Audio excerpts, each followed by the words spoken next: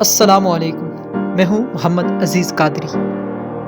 Professor doctor محمد طاہر القادری کے خطاب سفر انقلاب میں سے مشاورت سنت ہے۔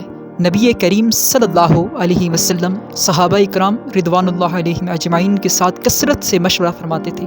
حضرت ابو ہریرہ رضی اللہ عنہ سے روایت ہے، میں نے کسی کو رسول اللہ صلی اللہ علیہ وسلم سے زیادہ اپنے صحابہ سے مشورہ کرنے والا نہیں دیکھا۔ نبی اکرم صلی اللہ علیہ وسلم کے صحابہ کرام سے مشورہ کرنے کے واقعات احادیث میں جا بجا ملتے ہیں۔ اذان کا آغاز بھی صحابہ کرام رضوان اللہ اجمعین سے مشورے کے بعد ہوا۔ غزوہ احد کے موقع پر حضور صلی اللہ علیہ وسلم نے صحابہ کرام کے اجلاس بلایا اور لاہ عمل طے کرنے کے لیے ان سے مشورہ کیا۔ جو صحابہ کرام بزرگ تھے، ان کا مشورہ تھا کہ شہر میں رہ کر دفاعی انداز میں جنگ لڑی جائے، جیسے غزوہ خندق اور غزوہ احزاب میں ہوا۔ لیکن وہ نوجوان صحابہ کرام جو غزوہ بدر میں شریک نہ ہو سکے تھے اور ان کی شدید آرزو تھی کہ وہ بھی حضور صلی اللہ علیہ وسلم کے ساتھ مل کر جہاد کریں، ان کی رائے تھی کہ شہر سے باہر نکل کر جارحانہ انداز میں جنگ لڑیں اور دشمن کو راستے میں ہی روکیں۔ اس موقع پر حضور صلی اللہ علیہ وسلم نے خود بھی اپنی مبارک رائے کا اظہار فرمایا تھا کہ شہر کے اندر رہ کر جنگ لڑی جائے۔ نوجوان صحابہ کرام کی اکثریت نے دوسری رائے کی حمایت کی اور اس پر اصرار کیا، تو نوجوان صحابہ کرام کی حوصلہ افزائی اور اپنی سنت مبارکہ اور اسوہ حسنہ پیش فرمانے کے لیے آپ نے اپنی مبارک رائے واپس لے لی تاکہ امت کی تربیت ہو، لہٰذا آپ نے اکثریتی رائے پر فیصلہ دے دیا اور شہر سے باہر نکل کر جنگ لڑی۔ یہ حضور صلی اللہ علیہ وسلم کا عمل مبارک تھا جس میں امت کے لیے بے شمار سبق پوشیدہ ہے، حتیٰ کہ اللہ تعالیٰ نے بھی اپنی سنت کے ذریعے ہماری تربیت فرمائی۔ جب حضرت آدم علیہ السلام کی تخلیق کا وقت آیا تو فرمایا، اور یاد کرو جب تمہارے رب نے فرشتوں سے فرمایا کہ میں ایک نائب مقرر کرنے والا ہوں۔ اللہ تعالیٰ نے فرشتوں سے مشورہ نہیں کیا، نہ ہی وہ مشورے کا محتاج ہے، وہ تو ہر مخلوق کے مشورے سے بے نیاز ہے اور خالق و مالک ہے، اس کا ہر فیصلہ امر ہے اور خطا سے پاک ہے۔ اللہ تعالیٰ نے فیصلہ فرمایا کہ حضرت آدم علیہ السلام کو زمین پر خلیفہ بنانا ہے، یہ اسی کا فیصلہ تھا، مگر اس فیصلے کو صادر کرنے اور عالم خارج میں اس کو امر واقعہ بنانے سے پہلے اللہ تعالیٰ نے فرشتوں سے اس کا ذکر فرمایا اور جواباً فرشتوں کو اپنی عرضداشت پیش کرنے کی اجازت عطا فرمائی۔ چنانچہ فرشتوں نے اپنی سمجھ بوجھ کے مطابق اپنی گزارشات پیش کی، جس میں انہوں نے بڑے ادب کے ساتھ اختلاف رائے کا اظہار کیا۔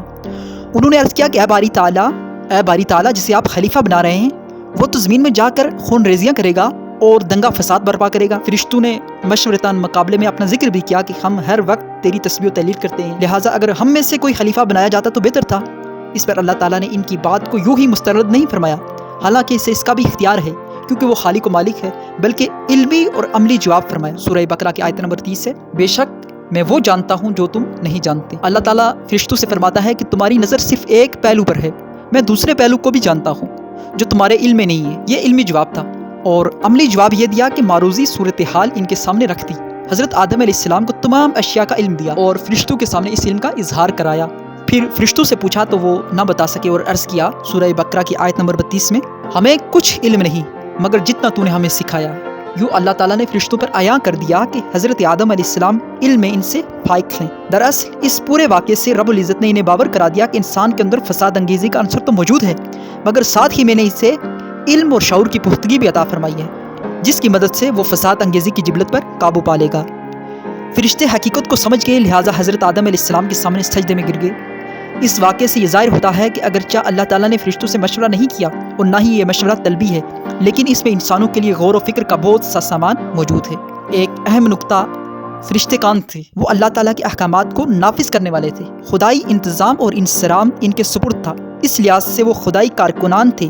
کارکنان کو اعتماد میں لیے بغیر فیصلہ صادر کر دینا اور محض یہ کہنا کہ اس پر عمل کرو، اللہ تعالیٰ کو یہ حق و اختیار ہے کیونکہ وہ خالق و مالک ہے، اور کارکنان کا اللہ تعالیٰ پر یہ حق نہیں کہ وہ انہیں پیش کیے اپنے فیصلے سے آگاہ کرے۔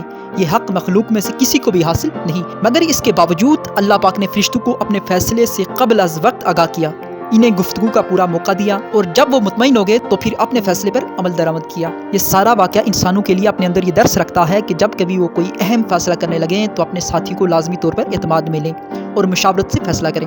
ہمارے لیے غور و فکر کا مقام ہے کہ اب حضور صلی اللہ علیہ وسلم کو مشورے کا حکم ہے، باوجود اس کے کہ وہ مشورے کے محتاج نہ تھے، تو ہم امتیوں کے لیے جو خطا کے پتلے ہیں اور مشورے کے محتاج بھی، اس عمل کو کتنی اہمیت ہوگی۔ لہٰذا آپ لوگ مشاورت سے کام کرنے کی عادت ڈالیں۔